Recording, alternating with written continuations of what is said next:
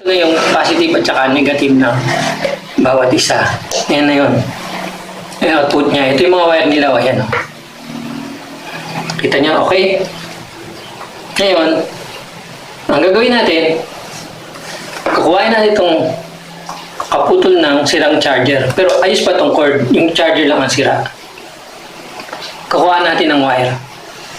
So guys, itong charger, apat ang kanyang wire. So ang kukuhain lang natin dyan yung dalawa, yung positive at saka negative. Yun ang main source.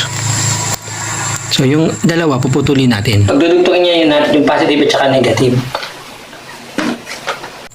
So guys, dahil walang kuryente, ang gagamitin natin ay electric tape lang ang pandidikit natin. Yan, ganyan guys. Tapos kukuha